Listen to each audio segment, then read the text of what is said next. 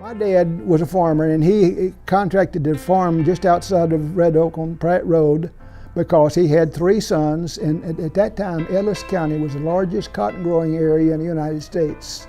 When we started school here, one of my brothers got talked into joining the Army, and then a year later he talked another brother into joining the Army, and they were both in the Air Force in San Antonio, and they were home on that Sunday when Pearl Harbor was born.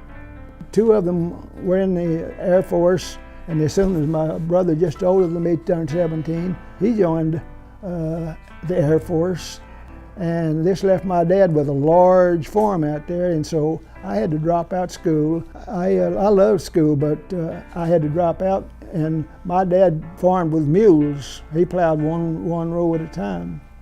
But the people that owned the farm brought us a tractor, and I dropped out of school and I became the farmer, and my dad became an accessory. We never had water, running water in the house or electricity until we moved to Red Oak in 1939.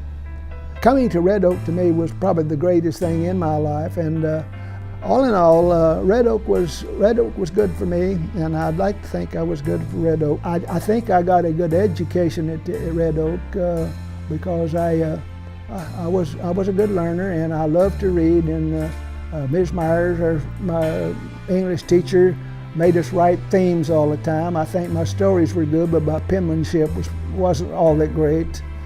Going to different schools, we usually had to walk to school, and we walked home, and there was no, even then we didn't even have radio then. We didn't have radio until we moved here in 1939. So, but I couldn't wait for the school bus because I had never ridden a school bus. This was a oasis in the desert for me. We were kind of like nomads, just going from here to there. All the schools that I went to, we walked to school and we walked home, and that was it. There was nowhere else to go, nothing else to do.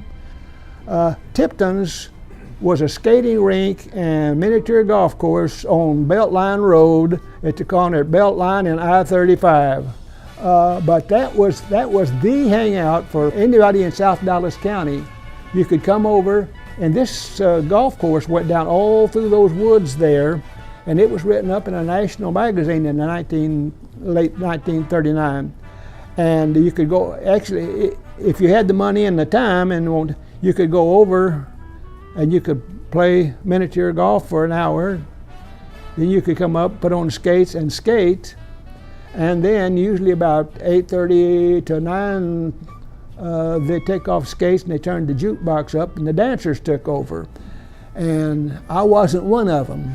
I had ladies try to say, I can teach you to dance, but I taught them that they couldn't. So I'm very thankful for the time that I had.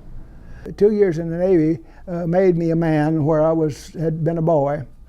And I would recommend anyone that graduates from high school and can't find what they want, go join the service for a couple of years, and you will learn a lot about yourself as well as learning about the world. And so I went downtown Dallas to join the Air Force, and they says, we're only taking, this was during war, it says we're only taking trainees for bombardiers and gunners.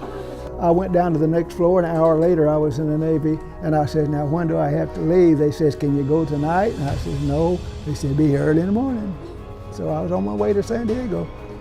I told you I signed up and went to boot camp in July of 44, and boot camp in San Diego, and another kid from Red Oak, Omar Medlin, he and I went through at the same time. We were in the same boot company. There's a picture floating around somewhere that was taken of me and Malcolm Hart, Billy Goodlow, and Omar Medlin. That it's in the archives here somewhere. But you've seen the little boats that take the troops up there and drop them off at the beach.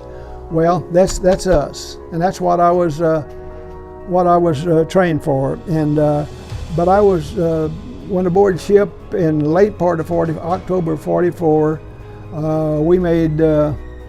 We carried troops over to Pearl Harbor, and then we carried supplies and extra troops up to Okinawa.